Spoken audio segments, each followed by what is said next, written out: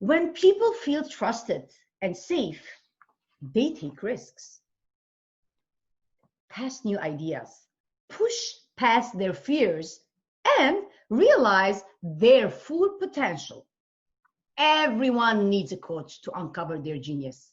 Well, this is some of the many sayings and ideas that encourage me to decide to learn to become a coach with the most wonderful professor who is like so patient to have me as a student with her.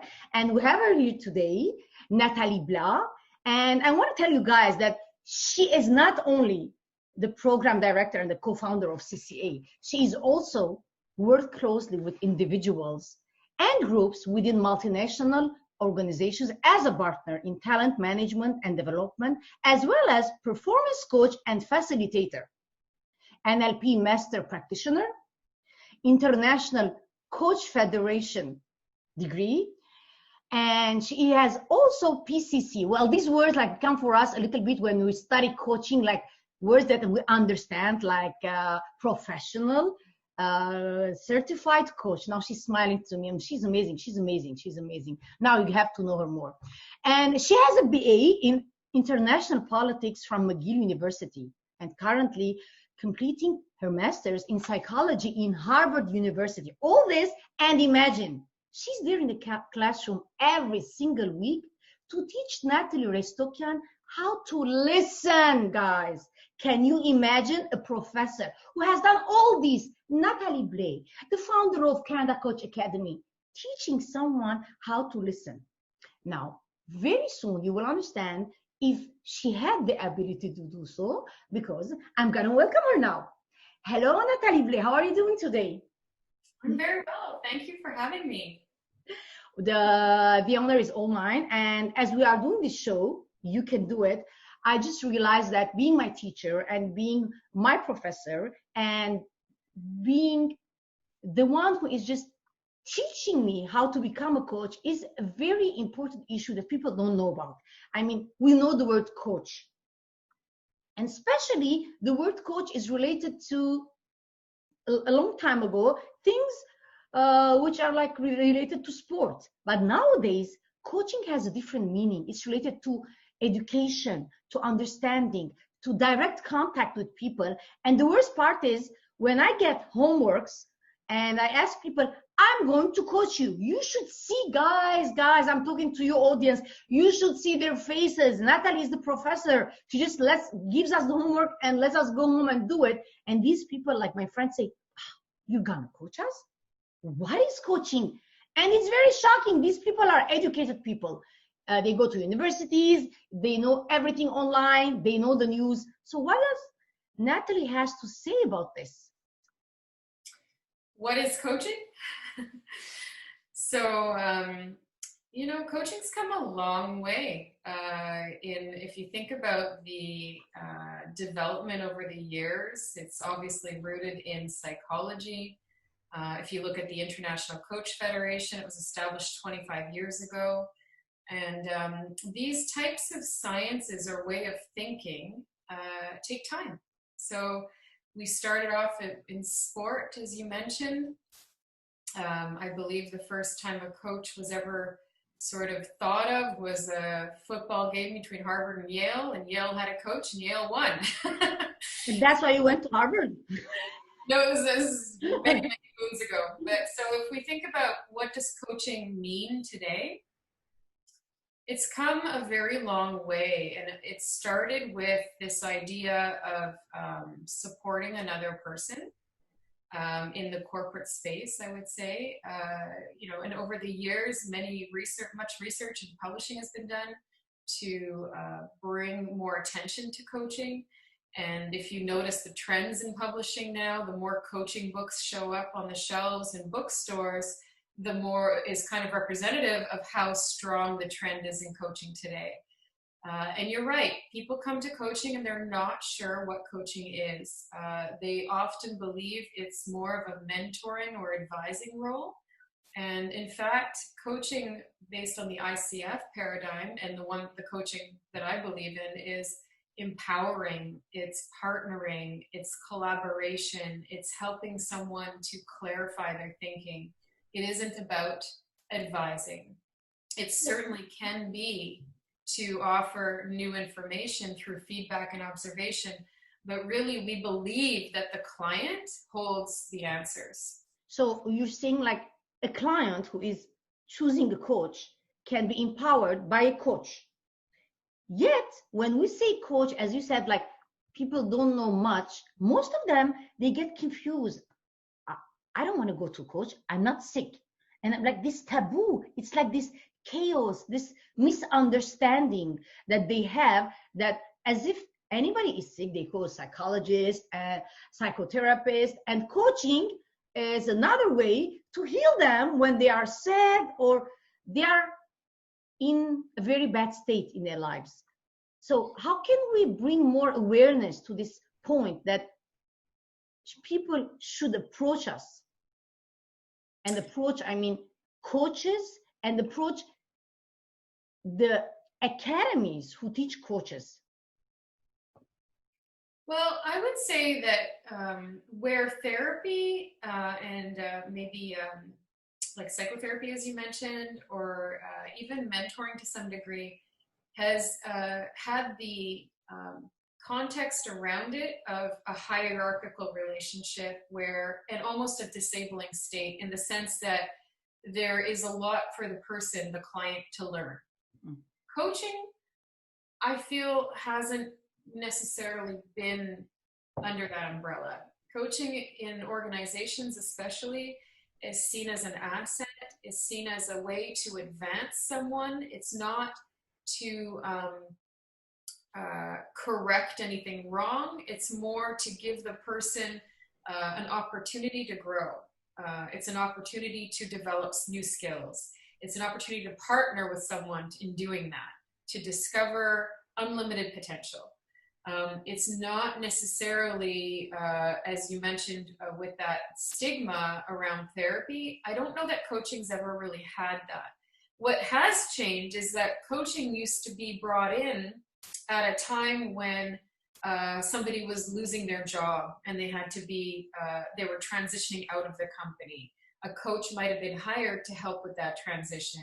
Whereas now the shift is really towards high potential people. Coaches are hired for high potential people.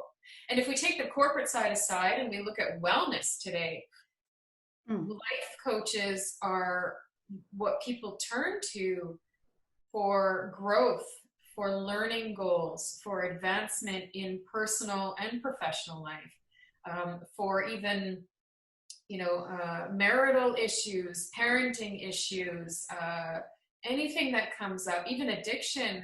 Coaches are used to help all kinds of people in different ways. And it's very different than therapy because coaches are present and future focused. We don't go to the past because we're really, first of all, we're not therapists, so we're not qualified to delve into the past and work through those kinds of issues.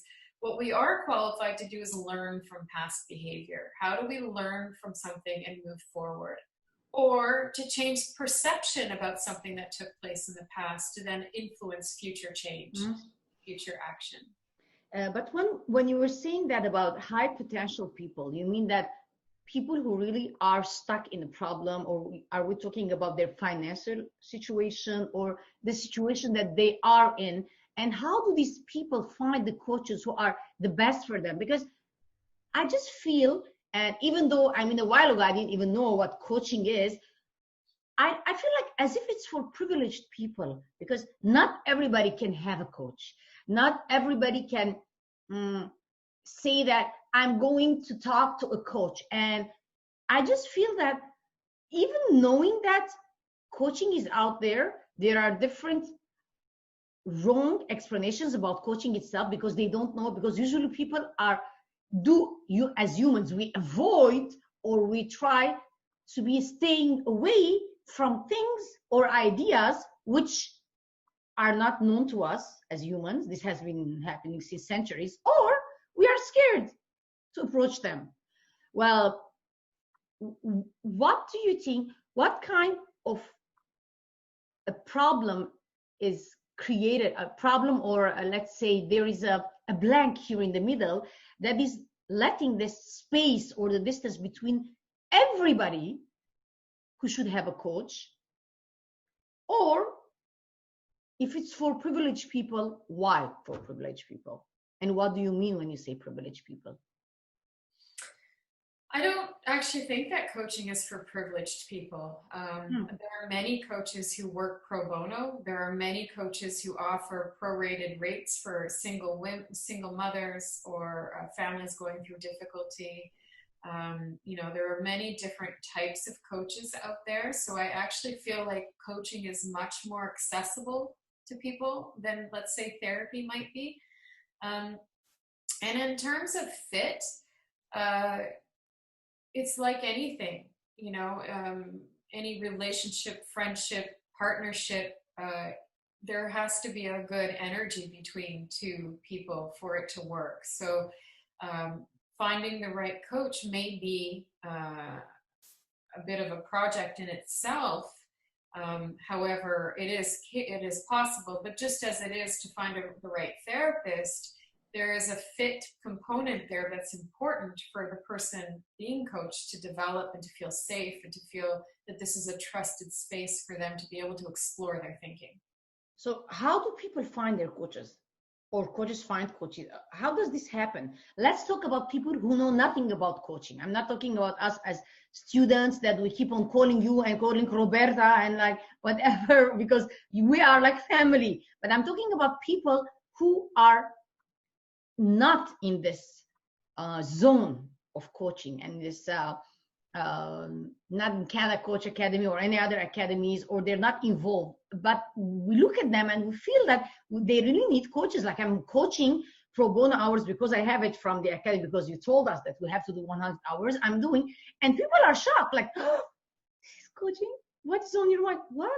It's very funny, because I think that I'm going to give them an injection or something. I'm saying, hey, I'm here, That's what not my professor tells me. So, and even it's hard for them to decide to have a coach. I think like they think like you have to be like a star, a very public figure, or very powerful person having big business. I mean, how can we simplify the idea that it's easy for everyone to have a coach according to their problems or what they want, even financially? Is there a way to do that, to bring people to us? Well, I think it's like what you are doing with your show. You're putting the message out to community, to the world. The internet is obviously a resource people use, but I think it's our responsibility as coaches to put the message out, to create some visibility for coaching. I know that many organizations, including schools, including nonprofits, including community organizations, are turning to coaching for the kind of support they want to offer their clients. So it's certainly more popular than it's ever been, more exposed than it's ever been. It's just a matter of continuing to spread the word, continuing to talk about it, to talk about the difference coaching makes, to talk about the opportunity coaching brings to the table.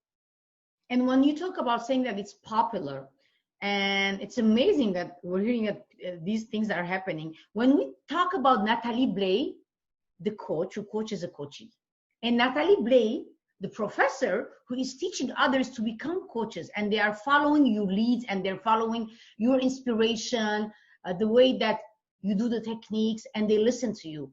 Do you find hard, or they just go hand in hand? Is it the same when you teach others as students, or you coach a client? Does it make a difference?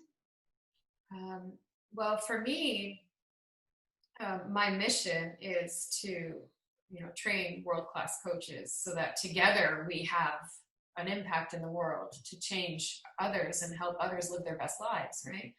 I think we're stronger in numbers. So for me, the passion that I bring to training other coaches is it's about paying it forward.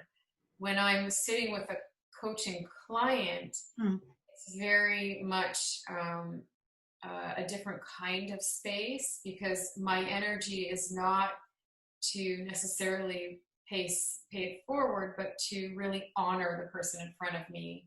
To do that, I have to remove my own stuff, you know, my bias, my preconceived notions, even everything that I know about coaching, about the skill of coaching. I have to remove that to not be a preacher and to be really present for someone instead, to hold space for them. So they're very different mindsets. And I much prefer to consider myself a facilitator than a professor. I don't see myself as a professor at all. It's a facilitator of knowledge. It's really around helping others to see the power of coaching. And it really lies in communication skills. It's the things that we should be taught in schools that we unfortunately are not in most cases. There are some schools that are doing a great job. Other schools, most schools are not teaching the skills of listening, the skills of appreciation and acknowledgement, the skills of just holding space for another person, of being present in the moment, of learning to, you know, learning to listen is not learning to wait to speak. There's a difference. And I think that most of us are taught listening is waiting to speak, unfortunately. So it's a different mindset. So communication skills is what it boils down to. Learning to be different with someone when you're communicating with them. Let me show the audience a very small example what Natalie teaches us. For example, it's amazing. It's amazing. Look at this excitement that you have when you say the word. Like she was talking about the unity of coaches. So I realized that good things in her, and I say I acknowledge in you your faith in other coaches, and I admire in you your persistence in growing in this world of education.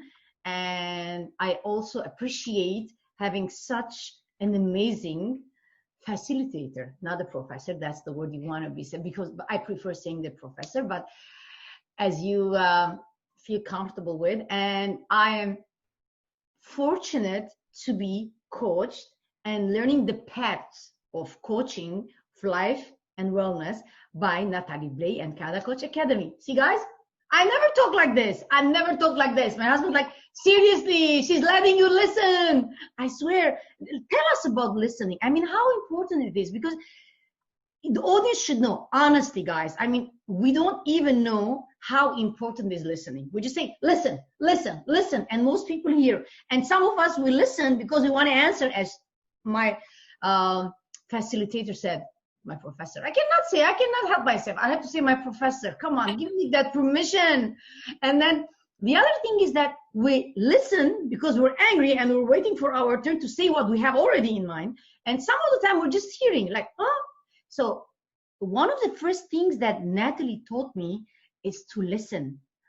Oh my God. I don't know how she does that. We're going to ask her how important it is and why. Because for me, it made changes with my husband, with my friends, and even doing my show now. I don't know, in my second novel, I'm going to wait more before I write this next chapter, but it's like my brain is triggered in a different way. I don't know how she did it. Okay, I don't know. I mean, papers that we read, it's more than that. I don't see any magic wand, something behind her, but I'm gonna let her tell you. Listening, is it a skill? Is it magic? Is it like, I don't know, is it art? What is it? And why is it that important? Well, first I want to say that the biggest compliment that you can ever give me is that you have improved your relationships through this course. So I think that that's the biggest compliment I could possibly receive, because when your relationships are stronger, husband, children, family, friends, the world is a better place. So it starts at home. And in terms of listening, it's unfortunate that most of us, in the levels of listening, most of us fall in the pretend level, where we're listening until someone asks us a question and we can't answer the question. So, oh, what did you say? Sorry, I didn't hear that. So unfortunately, that's where most people fall. And so when you are a good listener, it makes a difference, because people know that you are paying attention And when you pay attention, people think clearly. So imagine the person who is trying to get a message across to the other person who is on their phone, who is talking to somebody else for a moment while they're listening to you, who is walking down the hallway, who might be distracted by their watch, whatever it is. It's very hard to keep track of your thoughts when you're paying attention to what everything that person is doing while you're trying to communicate with them. So listening is powerful because it clarifies another person's thinking. It's as simple as that. When you are a good listener, people think more clearly in your presence. And when people think more clearly, they make better decisions, they feel calmer, they feel at ease, and they move forward. And they also feel empowered. Empowered that your attention on them helps them feel like they matter. They are important, right? I hear you, I see you, you matter to me. That's what everybody wants to know. I hear How you. do they know in body language? Because I know that you have NLP masters also. So I'm asking you, I mean, when somebody is listening and the other one is faking to listen, does the person who is talking, they will realize if that person is lying or they are really listening to them? Is there a trick? Well, listening is also energy, right? It's not just listening with your ears. Most listening, in fact, is not the words that people speak. It's the energy they bring. The physiology of listening is more important. The tone, the body language, the facial expression, the eye contact. That's where the listening really takes place. That's what we call global or conscious listening. It's beyond words, and it's beyond what I call pretend, or what's called pretend listening.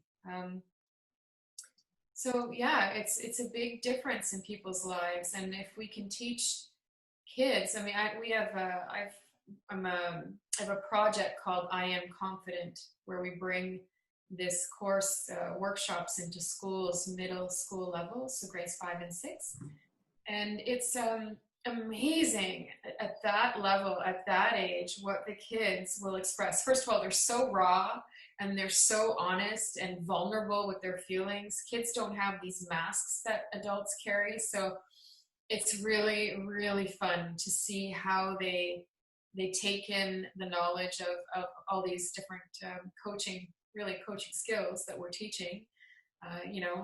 The narrator in your head, listening to that voice and what it does. And did you know that you could change the voice in your head? And the kids are like, really?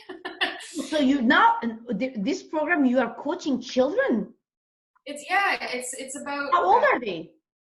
Grades 5 and 6, so around 10, 11, I guess. And how did you come up with the idea? I mean, the parents just brought them there from school. How did this recruitment happen? How did it happen? Schools, when the kids were in school, not now obviously, but we were doing 5 workshops, 5 weeks. The theme is I Am Confident, so it's talking about body language, body talk, comparison in media to each other, learning to appreciate and acknowledge each other and the power of that, differences among each other and how we're more alike than we are different. So teaching them through games and exercises and conversation. Wow.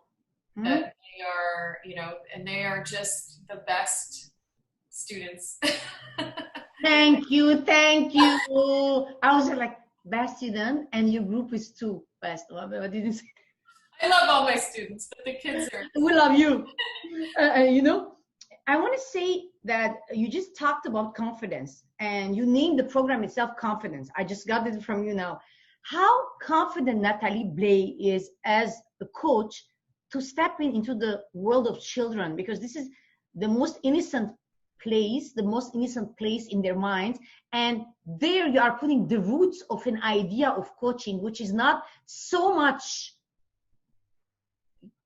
universalized or so much expanded, so much like out there.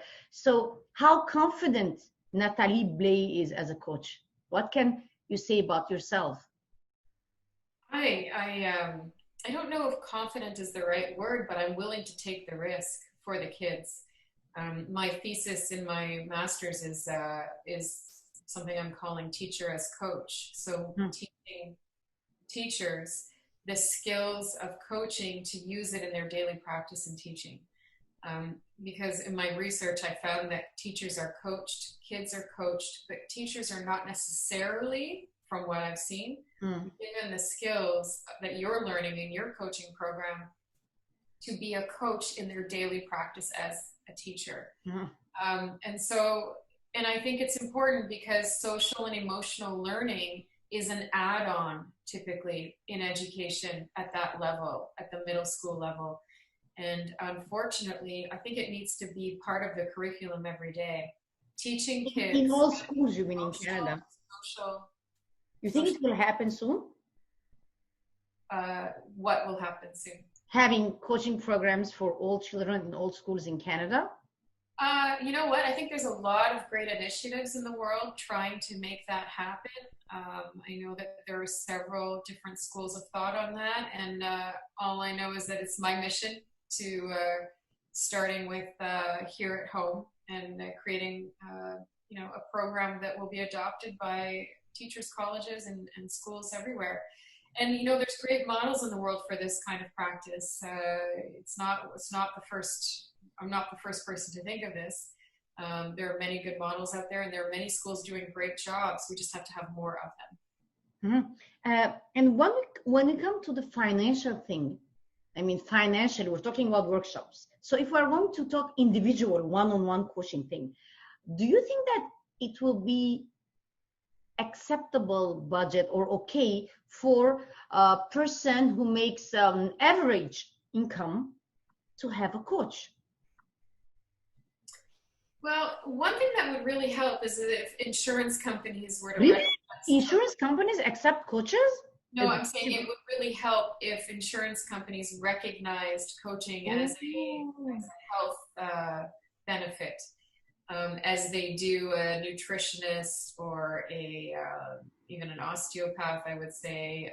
So we're working on that, and that comes with part of creating change. Change is often slow and incremental, but yet transformational when it happens. So right now, coaching is certainly affordable because, again, like I said, many coaches offer their rates pro bono, or they offer very competitive rates. Like give me an average rate. I mean, an average, not the least, not the maximum. I mean, a affordable rate that our audience could know about.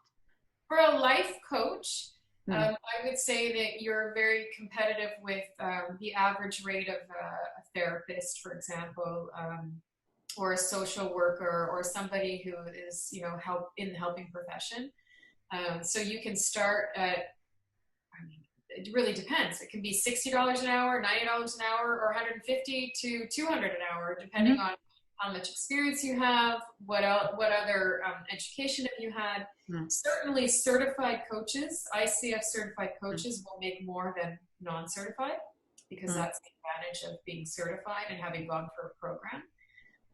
And ICF is very well recognized in the world, and is offers people the recourse, like the credibility that they're looking for in a nonprofit organization that oversees an industry. So although coaching is still an unregulated industry, the ICF has done huge, wonderful things to regulate the ICF, coaches under their umbrella. Yeah, we have to say hello and congratulations and thank you for being there for us, ICF, coming soon for the exams too. And and by the way, if anybody wants to be a life coach, I'm telling you, I'm not just promoting. I mean, it's an amazing place to come to Canada Coach Academy. I mean, the audience is good. We're all there like friends. Natalie is so amazing with us. And if she can teach me how to listen, she can do miracles with you. Trust me. And I didn't believe that I could go this far, because wherever I am, I was like, okay, now I'm talking. Everybody, I was like that, So it made a difference. And even my husband is like, she's doing very well with you. Because whenever you're speaking, I just So when we go back to the coaches and the coachee relationship. Do coaches choose their coachees or vice versa? The coaches, the clients? The client will normally choose a coach, choose a place to hire a coach. So, yeah, I mean, there's certainly always the chemistry that needs to work for both.